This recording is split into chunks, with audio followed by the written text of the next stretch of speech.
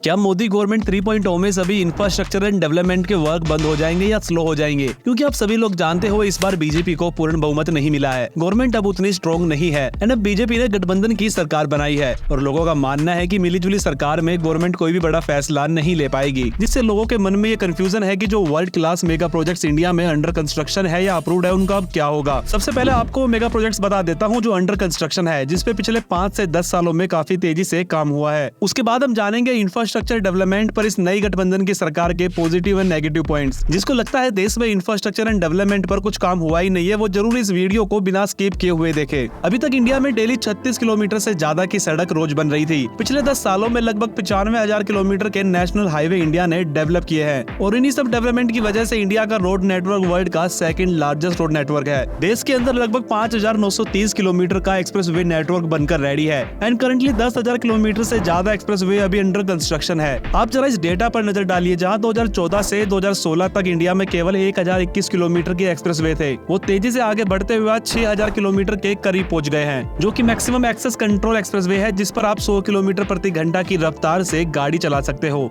इसमें भी जो सबसे ज्यादा एक्सप्रेस वे का निर्माण हुआ है वो उत्तर प्रदेश में हुआ है। उत्तर प्रदेश में देश के सबसे ज्यादा लगभग 8 एक्सप्रेस वे का निर्माण हुआ है, जिसकी टोटल ऑपरेशनल लेंथ 1500 किलोमीटर है, जो कि 2014 से पहले पूरे देश के एक्सप्रेस वे की लेंथ से भी ज्यादा है। इसके बाद इस लिस्ट में महाराष्ट्र है, जिसमें 828 किलोमीटर के ऑपरेशनल लेंथ के साथ 6 एक्सप्रेसवे है। एंड नेक्स्ट है राजस्थान, जिसमें 840 किलोमीटर ऑपरेशनल लेंथ के साथ 3 एक्सप्रेसवे है। इसके बाद हरियाणा, जिसमें 627 किलोमीटर ऑपरेशनल लेंथ के साथ लगभग 7 एक्सप्रेसवे है। फिर इस लिस्ट में है वेस्ट बंगाल, जिसकी टोटल एक्सप्रेसवे की ऑपरेशनल लेंथ 271 किलोमीटर है और यहाँ टोटल 4 एक्सप्रेसवे है। इसके बाद है गुजरात, जिसकी total expressway operational length 262 kilometre है एंड यह नंबर ऑफ एक्सप्रेसवे केवल 1 है। इसके बाद है कर्नाटका, जिसमें टोटल एक्सप्रेसवे की ऑपरेशनल लेंथ 251 किलोमीटर है और यहाँ एक्सप्रेसवे के नंबर अराउंड 5 है। इसके बाद है छत्तीसगढ़, जिसकी टोटल नेटवर्क की बात करें तो यहाँ अराउंड 191 किलोमीटर के एक्सप्रेसवे है और यहाँ पर 3 एक्सप्रेसवे क्रॉस करते हैं। एंड इसके बाद है तेलंगाना, जिसमें 169 किलोमीटर के एक्सप्रेसवे का निर्माण हुआ है, यहाँ मेनली 2 एक्सप्रेसवे है।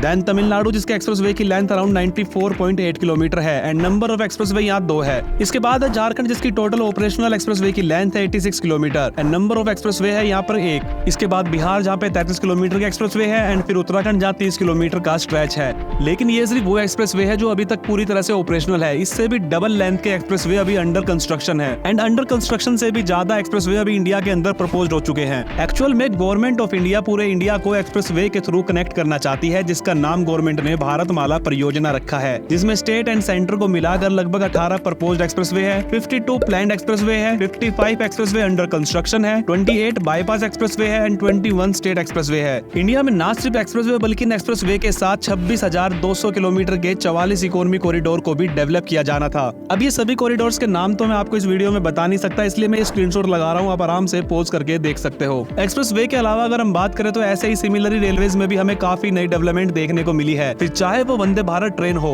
देश के अंदर जनवरी 2024 तक लगभग 82 वंदे भारत ट्रेन ऑपरेशनल है एंड इस लिस्ट में काफी सारी वंदे भारत ट्रेन जनवरी 2024 के बाद भी ऐड हुई है। ये भी अपने आप में एक बड़ी सक्सेस है कि पिछले कुछ सालों में ही सेमी हाई स्पीड ट्रेन को इंडिया में ही डेवलप करके इतने सारे रूट पे हमने रन किया है एंड गवर्नमेंट धीरे धीरे इन ट्रेन को सभी रूट पर रन करना चाहती है। इसके साथ ही हमें यहाँ पे और भी काफी सारे नए एडिशन देखने को मिले हैं, जिसमें वंदे साधारण भी एक है। साथ ही शॉर्ट डिस्टेंस पे जो भी डीएमयू ट्रेन चलती है उनको रिप्लेस करने के लिए भी सरकार ने वंदे मेट्रो को डेवलप किया है, वो भी मेड इन इंडिया के तहत। और ये ट्रेन जिस दिन आम लोगों के बीच में पहुंच जाएगी, हमें उस दिन इसका एक्चुअल में फायदा पता चलेगा, क्योंकि इंडिया में सभी बड़े शहरों में सब अर्बन ट्रेन का काफी ज्यादा यूज होता है। आसपास के छोटे गाँव कस्बों से लोग बड़े शहरों में जॉब करने आते हैं, फिर चाहे वो दिल्ली हो, मुंबई हो, कोलकाता हो या फिर बैंगलोर, और इन्हीं सब रूट पे हो सकता है कि जल्द हमें वंदे मेट्रो ट्रेन देखने को मिले। साथ ही इंडियन रेलवेज ने 2 नई ट्रेन डेवलप करने के लिए आईसीएफ, जो कि चेन्नई में स्थित है, उनको बोला है। इस ट्रेन की खासियत ये होने वाली है कि ये 250 किलोमीटर प्रति घंटा की रफ्तार से चलेगी, जिसको made in India bullet train का नाम फिलहाल दिया गया है। इस made in India bullet train के अंदर 8 कोच होंगे और ये फुली मॉडर्न ट्रेन होगी। इसमें सबसे बड़ी बात यह है कि इंडिया इसको अपनी ही कंट्री में डेवलप करने वाला है। आज तक इंडिया ने कोई भी हाई स्पीड ट्रेन खुद से डेवलप नहीं की है। इसके साथ ही गवर्नमेंट ऑफ इंडिया प्लान कर रही है कि दिल्ली के आसपास के सभी स्टेट को दिल्ली से semi high speed train RRTS के थ्रू कनेक्ट किया जाए, जिसमें दिल्ली मेरठ आरआरटीएस का रूट लगभग कंप्लीट होकर ऑपरेशनल है। इसके अलावा दिल्ली अलवर आरआरटीएस, दिल्ली सोनीपत पानीपत आरआरटीएस, गाजियाबाद नोएडा जेवर आरआरटीएस भी अप्रूव रूट है। इन सब के साथ ही इंडिया में 352 किलोमीटर के Mumbai Ahmedabad bullet train track पर भी काफी तेजी से हमें काम देखने को मिला है और आने वाले कुछ सालों में ये पॉसिबिलिटीज है कि ये बनकर रेडी भी हो जाए।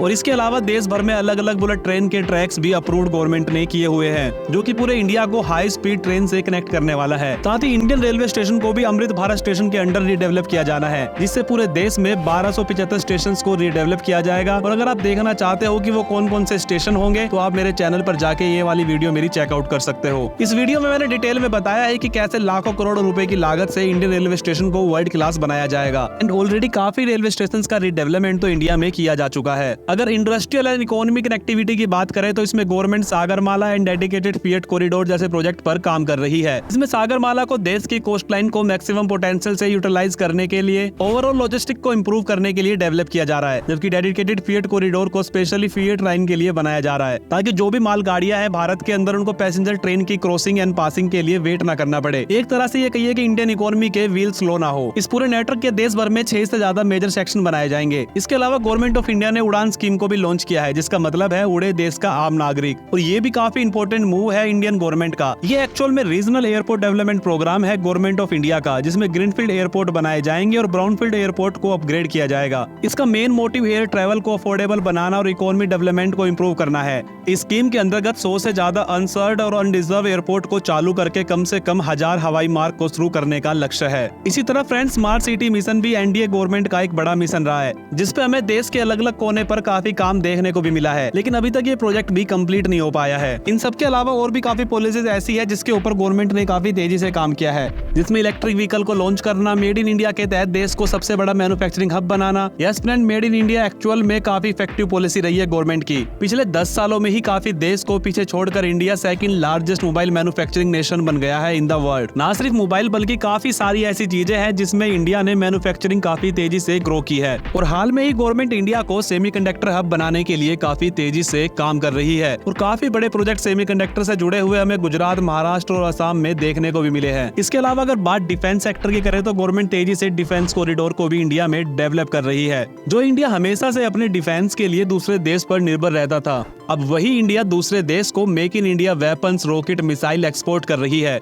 और इसी वजह से आज इंडिया का डिफेंस एक्सपोर्ट अपने ऑल टाइम हाई पर है। इंडिया ने लगभग 2.63 बिलियन का डिफेंस एक्सपोर्ट किया है 2023 और 24 में, जिसकी ग्रोथ रेट की बात करें तो वो लगभग 32.5% रही है, जो कि 10 गुना ज्यादा है 2013 और 14 के हिसाब से। साथ ही अगर हेल्थ की बात करें तो तेजी से इंडिया में काफी नए एम्स बने हैं। लगभग देश के सभी हिस्सों में गवर्नमेंट नए एम्स प्लान कर रही है। और दोस्तों, देखा जाए तो ये लिस्ट इतनी बड़ी है कि वीडियो काफी ज्यादा बड़ी हो जाएगी, इसलिए डायरेक्टली अपने टॉपिक पर आते हैं। जैसा कि आप समझ गए होंगे, गवर्नमेंट का मेजर फोकस इंडिया के एक्सप्रेसवे, हाईवेज, नई train, railway station, airport, manufacturing, make in India, digital India, dedicated freight corridor, defence corridor जैसे तमाम चीजों पर रहा है। लेकिन सबसे बड़ा जो सवाल है वो ये है, क्या अब एक वीक गवर्नमेंट के चलते ये सब प्रोजेक्ट्स बीच में अटक जाएंगे, या फिर पहले की तरह ही स्पीडली वर्क इंडिया में हमें देखने को मिलेगा। फ्रेंड्स, गठबंधन की सरकार के पॉजिटिव एंड नेगेटिव दोनों ही इफेक्ट हमें देखने को मिलेंगे। सबसे पहले कुछ पॉजिटिव पॉइंट देखते हैं। ये तो सच है कि इस बार बीजेपी को पूर्ण बहुमत नहीं मिला है और अब बीजेपी डिपेंड करती है अपनी अलायंस पार्टीज पर। लेकिन पहले भी देश में गठबंधन की सरकार बनी है और काफी सारे बोल्ड डिसीजन हमें उन सरकार में देखने को मिले हैं, और देश की ग्रोथ रेट भी हमें काफी गठबंधन की सरकार में अच्छी देखने को मिली है। आपको बेहतर समझ में आए इसके लिए एक बार पिछले गठबंधन की सरकार पर नजर डालते हैं। फॉर एग्जाम्पल, अगर आप 10 साल बीजेपी के अंडर इंडिया की एवरेज जीडीपी ग्रोथ रेट निकालोगे तो वो 6 to 7% के आसपास ही आता है, जिसमें ऑफ कोर्स 2 साल कोविड-19 का असर काफी ज्यादा रहा है। एंड यूपीए गवर्नमेंट, जो कि गठबंधन की ही सरकार थी, उसके भी लास्ट 5 ईयर की एवरेज आप देखोगे तो वो भी लगभग 6 to 7% के बीच में ही रही है। एंड भारत का एक लंबा इतिहास गठबंधन की सरकारों का रहा है, जिसमें काफी सारे बोल्ड डिसीजन हमें देखने को मिले हैं। Second example, PV Narasimha Rao की गवर्नमेंट, जो कि पूर्ण बहुमत की सरकार नहीं थी, जिसमें इन्होंने लाइसेंस परमिट राज को खत्म किया था, privatisation and market oriented economy जैसे बड़े रिफॉर्म किए थे। थर्ड एग्जांपल आप अटल बिहारी वाजपेयी जी का लीजिए। अटल बिहारी वाजपेयी जी की सरकार, जो कि गठबंधन की सरकार थी, उन्होंने भी अपने टाइम पे काफी सारे बोल्ड डिसीजन लिए थे। उन्होंने सिंगल लार्जेस्ट इन्वेस्टमेंट की थी साल 2001 में ईस्ट रशिया में, जहां उन्होंने 20% स्टेक्स लिए थे ऑयल एंड गैस फील्ड्स में। और भी काफी सारे इकोनॉमी रिफॉर्म अटल बिहारी जी की गठबंधन की सरकार ने किए, जिसमें पूरे देश को 4 to 6 line all weather highways के थ्रू जोड़ना हो, या फिर डिपार्टमेंट ऑफ डिसइन्वेस्टमेंट को स्थापित करना हो, या फिर प्रधानमंत्री ग्रामीण सड़क योजना हो, या फिर नई टेलीकॉम पॉलिसी लेकर आना हो, जिसके बाद ही हमें इंडिया में आईटी ग्रोथ देखने को मिली थी। एंड उस समय इस नए आईटी एक्ट के तहत ही ई कॉमर्स मार्केट की भी नींव रखी गई थी।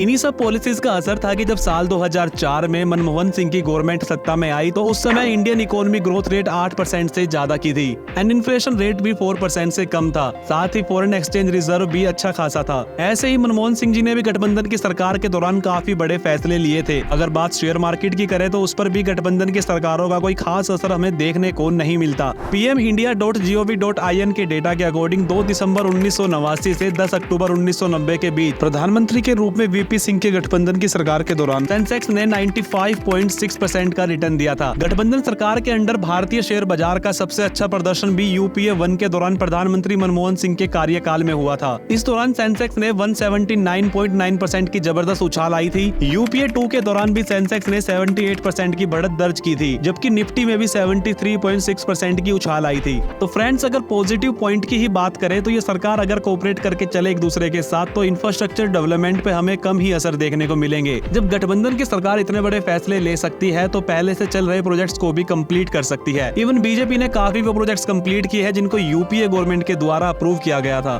जो जितने भी प्रोजेक्ट गवर्नमेंट ने स्टार्ट किए थे वो सभी अभी पूरे किए जाएंगे। अगर एक्सप्रेसवे की ही हम फिर से बात करें तो नितिन गडकरी जी को रोड एंड ट्रांसपोर्ट मिनिस्ट्री फिर से मिल चुकी है, तो उनके लिए भी इस डिपार्टमेंट में काम करना फिर से काफी इजी रहेगा। अगर ये डिपार्टमेंट किसी और को मिलता तो शायद उनको सब कुछ समझने में काफी समय भी लग जाता। उल्टा बहुमत से दूर रहने के कारण गवर्नमेंट कुछ पॉलिसीज ऐसी लेकर आएगी जो एक्चुअल में आम आदमी के लिए भी काफी काम आए। एंड इस बार मेजोरिटी से दूर रहने के बाद बीजेपी की तरफ से एम्प्लॉयमेंट की तरफ काफी ज्यादा फोकस भी किया जाएगा, जिसका असर हमें हरियाणा में देखने को भी मिला है। हरियाणा में जहाँ पिछले लोकसभा चुनाव में बीजेपी को 10 सीट मिली थी, इस बार केवल 5 ही मिली है, जिसके तुरंत बाद हरियाणा गवर्नमेंट ने 50,000 लोगों को सरकारी नौकरी देने का ऐलान कर दिया है। तो फ्रेंड्स, ये सब पॉजिटिव पॉइंट है एक गठबंधन की सरकार के। अब बात करते हैं नेगेटिव पॉइंट्स की। ये तो सच है कि बीजेपी अपने मर्जी से उस हिसाब से फैसले अब नहीं कर पाएगी जैसे पिछले 10 सालों में हमें देखने को मिले हैं। अब सरकार को सबके साथ मिलकर बात करके ही फैसले लेने होंगे। गठबंधन की सरकार के बाद लोगों को अब 2014 से पहले की गठबंधन की सरकार याद आने लगी है, जिसके ऊपर सबसे ज्यादा करप्शन के चार्ज थे। And former prime minister Manmohan Singh ने भी उस टाइम ये कमेंट की थी कि सहयोगी दल जो है, अलायंस पार्टीज जो है उनकी, वो सरकार चलाना मुश्किल बना रहे हैं उनके लिए। जितने भी प्रोजेक्ट हमने अपनी वीडियो में पहले डिस्कस किए हैं वो इतने कम टाइम में प्लानिंग से लेके धरातल पर क्यों आ पाए, क्योंकि गवर्नमेंट को किसी से बार्गेनिंग या पूछने की जरूरत अभी तक नहीं थी।